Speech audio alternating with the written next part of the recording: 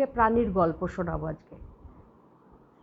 চালাক শিয়াল, তার সাথে একটা কুমির আর একটা ক্যাকড়া। এবারে ক্যাকড়া আর কুমির ওরা তো জলে থাকতো, শিয়ালটা থাকতো জঙ্গলে। তো একটা নদী ছিল, সে নদীর কাছাকাছি একটা শিয়াল ছিল, মানে থাকতো, শিয়াল থাকতো জঙ্গলেতে, কারণ জঙ্গলটা নদীটার কাছেই ছিল। তো ওই নদীটার কাছাকাছি ওই শিয়ালটা থাকতো ওই জঙ্গলেতে।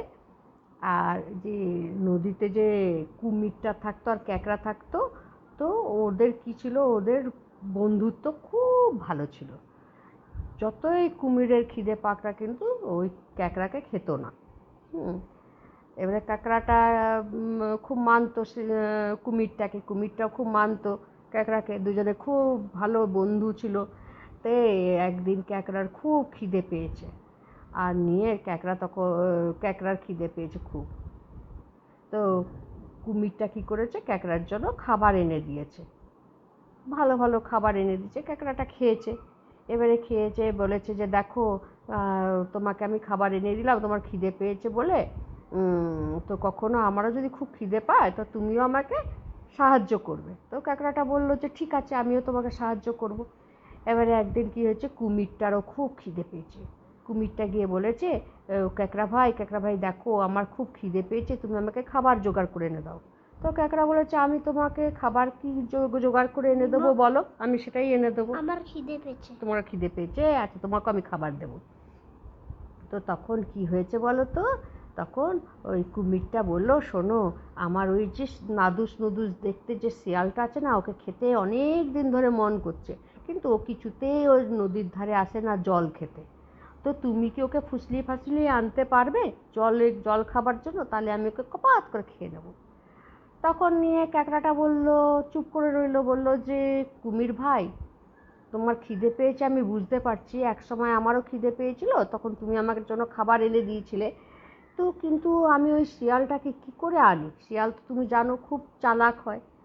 তো কুমিরটা বললো, হ্যাঁ তাই তো, তুমি কি করে আনবে? দাঁড়াও একটা ফন্দি আঁটি, ফন্দি মানে একটা বুদ্ধি আঁটি। তখন কুমিরটা একটা বুদ্ধি আঁটলো। কি করলো, বললো যে দেখো সবাই মরে গেলে কি হয়, তার উপরে ফুল ছড়িয়ে রাখে। হ্যাঁ, তো আমিও মরার ভান করে পড়ে থাকি বালুর ওপরে, তুমি আমার চারিদিকে ওই দেখো ওখানে জঙ্গলে তো অনেক ফুল গাছ রয়েছে, ফুল নিয়ে এসে আমার উপরে পুরো ছড়িয়ে দিও। তো ক্যাকড়া বললো আচ্ছা ঠিক আছে। আর তারপরে গিয়ে তুমি শিয়ালকে বলো কুমিরটা মরে গেছে, এবারে তুমি চলো আমার নদীর জলটা খাবে, তুমি খুব মিষ্টি জল, তো একবার টেস্ট করে দেখো, কারণ জলটা আরও দিনে দিনে আরও বেশি মিষ্টি হয়ে যাচ্ছে। তো বললো ঠিক আছে। তো কুমিরটা ওরকম বালুর ওপরে মরার ভান করে পড়ে রইলো, তার চারিদিকে ফুল দিয়ে, তার উপরে ফুল দিয়ে পুরো একদম সাজিয়ে দিল ক্যাকড়াটা। তো তারপরে গেল শিয়ালের কাছে, গিয়ে বললো শিয়াল ভাই তুমি আমাদের নদীর মিষ্টি জল খেতে কেন আসো না? তো বললো আর আসবো কি, বলো ওখানে কুমিরটা ওঁত পেতে বসে থাকে, আমি গেলেই ও আমাকে কপাত করে খেয়ে নেবে।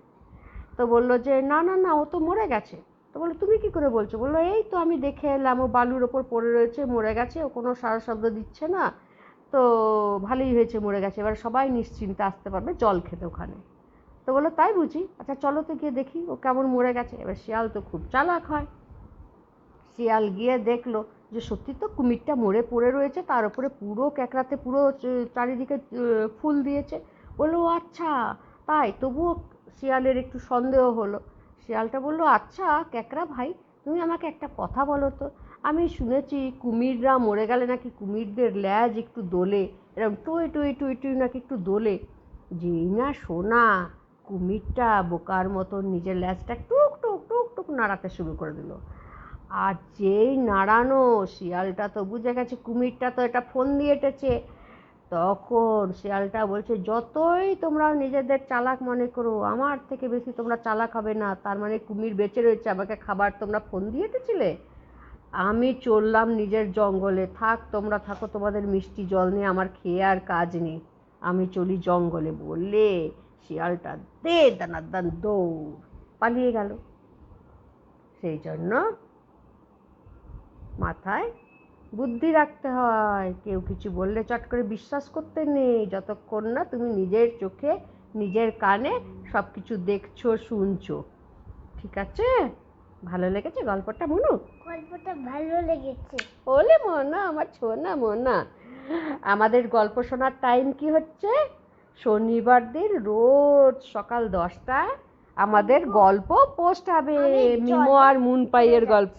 মিমো রোজ সকালবেলার দিকে শনিবার দিন প্রত্যেক সপ্তাহে শনিবার দিন 10টার সময় আমার নিজের মুনপাইকেও শোনাবো, তোমাদেরও শোনাবো। তোমরা আমার এই যে গল্পের যে ইয়েটা চ্যানেলটা তোমরা সাবস্ক্রাইব করে নাও। ইউটিউবের চ্যানেলটা যে পল পল কি খুশি, আমি সব রকমের এর মধ্যে খুশি শেয়ার করব তোমাদের সাথে। তার সাথে প্রত্যেক শনিবার সকাল 10টায় আমার গল্প পোস্ট করব, তোমাদের সাথে শেয়ার করব।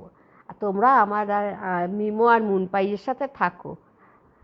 আমি ওর ঠাকুমা, ও আমার নাতি। ঠাকুমার ঝুলি যে যে শুনতে চাও সে চলে এসো আমাদের চ্যানেলেতে আর সাবস্ক্রাইব করে নিও আমাদের চ্যানেলটা।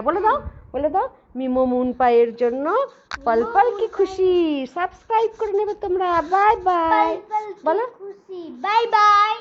Bye bye bye bye. একটা ফ্লাইং কিস দিয়ে দাও।